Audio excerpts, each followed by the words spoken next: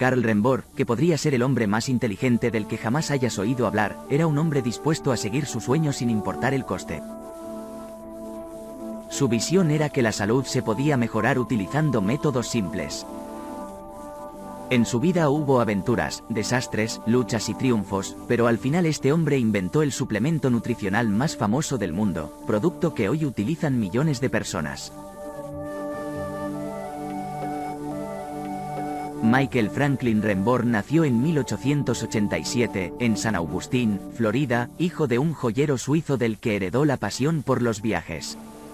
En 1915, aburrido y en busca de aventuras, partió hacia China para vender los productos lácteos de marca Carnation. Karl disfrutó de la energía embriagadora y la vida lujosa de Shanghái. También trató de aprender chino y aprender más sobre la cultura local.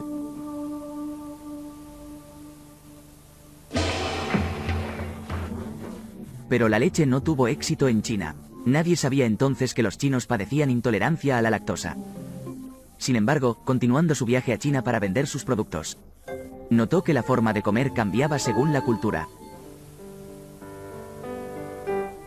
Renbourn era un hombre con grandes cualidades de observación. Se había dado cuenta de que los agricultores chinos que comían verduras frescas y arroz en grano tenían menos probabilidades de verse afectados por enfermedades tipo escorbuto o beriberi. Estas enfermedades llegaron a las personas que podían permitirse el lujo de comer carne y arroz blanco.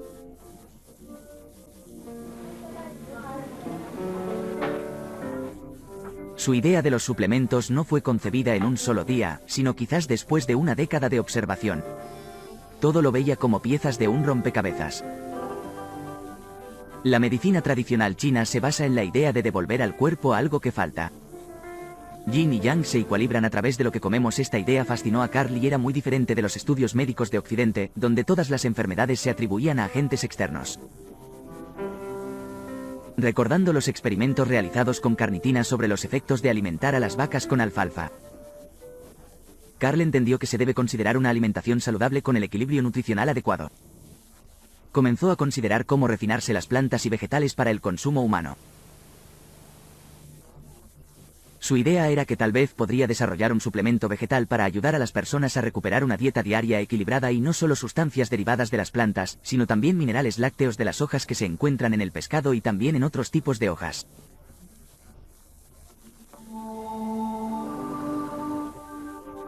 Renbourn se sumergía en aguas desconocidas. Las primeras vitaminas se habían aislado tan solo unos años antes.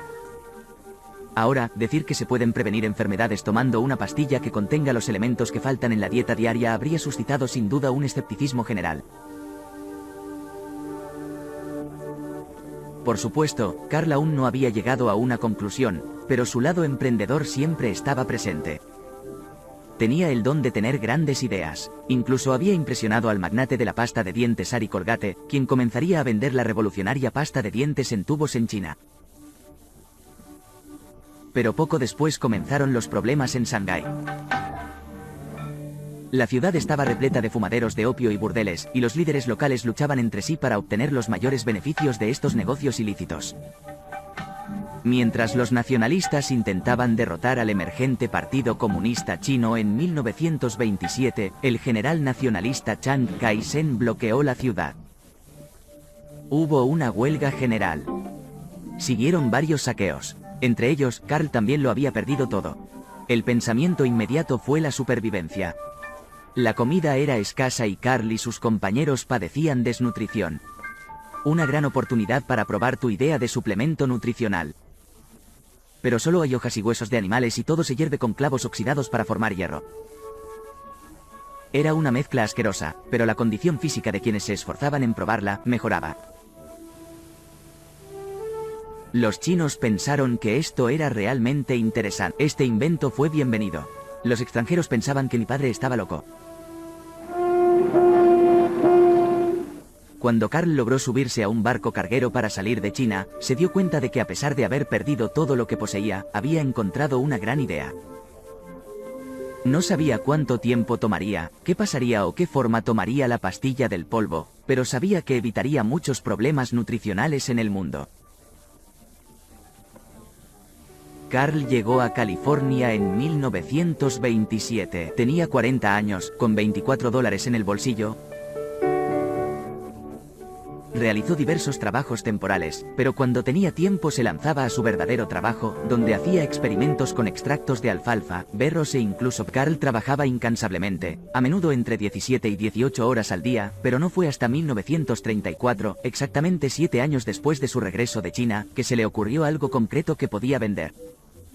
Su primer producto, lo llamó simplemente un suplemento nutricional, contenía 3 compuestos: concentrado de plantas, pastillas minerales masticables y un producto graso soluble rico en vitaminas A y D. ¿Planea vender este producto a personas que nunca han oído hablar de las vitaminas?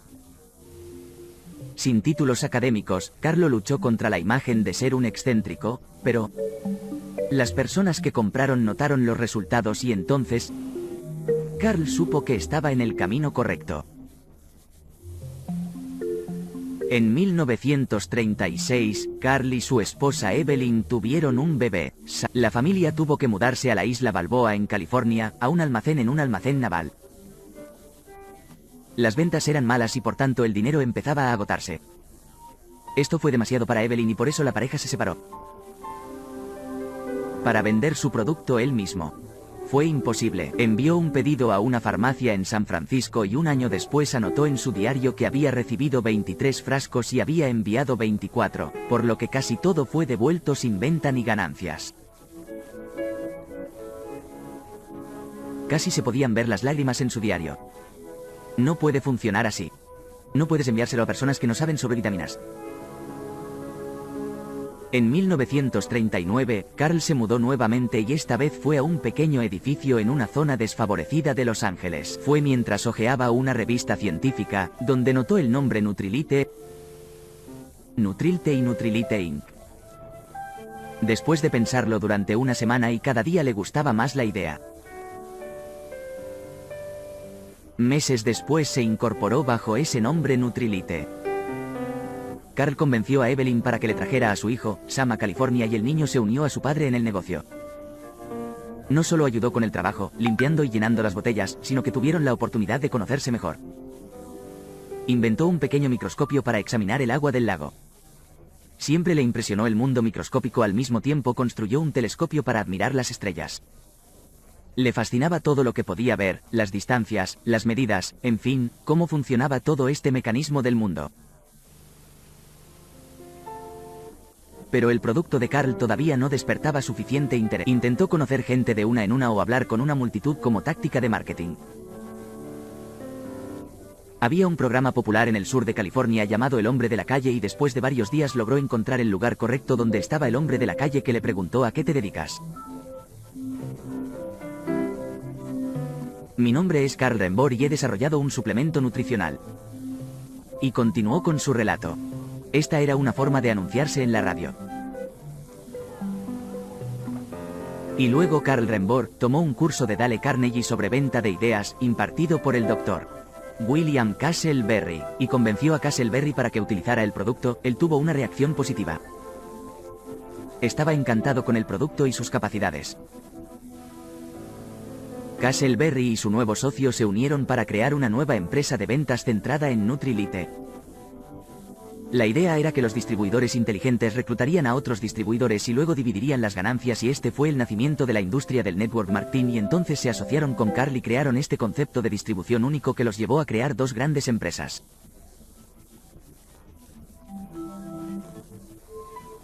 La empresa de Carl, Nutrilite Products, vendería sus vitaminas exclusivamente a Mittinger & Castleberry Inc.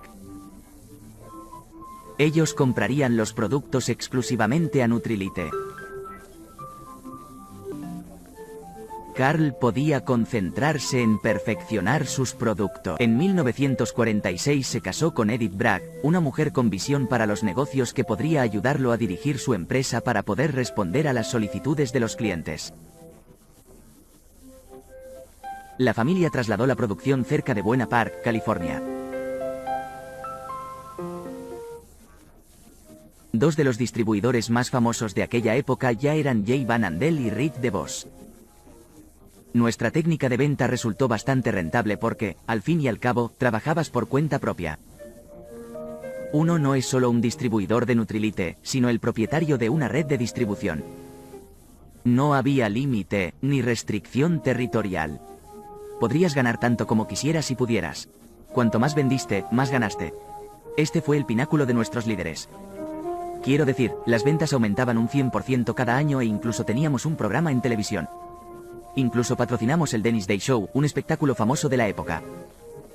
Fueron tiempos estupendos publicitando en la revista Life y en la revista Post. Para Carl, de 60 años, fue una dulce reivindicación de décadas de arduo trabajo, sin retorno. Recordemos que cuando se desarrollaron los primeros complementos nutricionales, no existía una industria vitamínica. Básicamente fundó esta industria. No solo se centró en lo que la gente sabía sobre las vitaminas o los llamados factores, sino que comprendió la importancia de tomar una planta y hacer un extracto de ella. Reconoció que había ciertas sustancias en los extractos cuya función no sabríamos durante muchos años.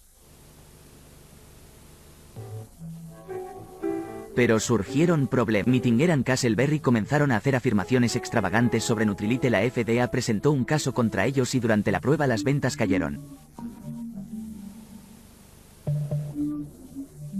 Cuando hay una guerra como esa, todos prestan atención y observan lo que sucede y luego se vuelve difícil reclutar gente porque la noticia está en todos lados. Hubo un juicio contra Nutrilite en vivo en todos los periódicos. En 1953, la FDA llegó a comprender lo que se podía y no se podía decir sobre Nutrilite y con esto obtuvo apoyo para el producto. ¿Pero y si Nutrilite viera amenazada nuevamente? Mi padre dijo que tal vez tendremos que pensar en otros productos. De hecho, durante muchos años hice cremas cosméticas para mi madre, siempre a base de materiales naturales. Pero la forma de pensar de Carl no coincidía con la de Mittinger and Castleberry, y por eso no hubo acuerdos. Y cometimos un grave error. Nutrilite intentó distanciarse de Mittinger and Castleberry y hubo otro juicio. Cansados de los retrasos y la confusión, Jay Van Andel y Rick DeVos decidieron abrir su propia empresa de ventas. Lo llamaron American Way, que significa al estilo americano. Amway tuvo un gran éxito con una gran variedad de productos. Carl, que ahora tiene 77 años, dejó el funcionamiento diario de la empresa a su hijo, su esposa y el consejo de administración. La empresa empezaba a tener problemas, pero finalmente consiguió recomprar la participación de los antiguos socios distribuidores. En 1969 estábamos creciendo de nuevo, de 12 a 13 millones de dólares, y las cosas pintaban bien. En 1969, el gobierno federal, sin saberlo, intentó lo que Carl había estado hablando durante décadas y esto le dio a Nutrilite un gran impulso. Se llamó Conferencia de la Casa Blanca sobre Nutrición. Fue la primera vez que se le dijo al pueblo estadounidense que la dieta estadounidense no era tan saludable como pensaban. Además, que la dieta americana era la causa de muchas enfermedades crónicas que crecían casi a la velocidad de la luz, cáncer, enfermedades cardíacas, accidentes cerebrovasculares. Esta era a menudo se consideraba como el nacimiento del movimiento de salud y fitness. Pero fue Amway quien impulsó a Nutrilite al mercado mundial. Seguíamos diciendo un día de esto, deberíamos incluir un producto similar en nuestra línea. Claramente el problema era cómo encontrar un producto similar. Entonces, junto con Jay, decidimos hacer un trato con Nutrilite porque definitivamente era el mejor producto del mercado. Compraron la empresa. El impacto en Nutrilite fue repentino y dramático. Nuestro negocio se cuadruplicó de la noche a la mañana. Unos meses después de esta venta, en enero de 1973, Carl Rembor murió a la edad de 86 años. Su sueño se ha hecho realidad. Fundó una empresa de gran éxito y ha brindado a millones de personas la posibilidad de vivir una vida más saludable. Hoy Nutrilite vende más de 10 billones de dólares de suplementos por año. Amway abre mercados internacionales, y ahora la visión que había tenido Carl Rembor se ha hecho realidad. Porque Nutrilite está presente incluso en China. Y la visión sigue viva gracias al Rembrandt Center, que ocupa un lugar destacado en el mundo de la ciencia de la nutrición. Todo esto fue posible gracias a la increíble curiosidad y tenacidad de Karl Rembrandt.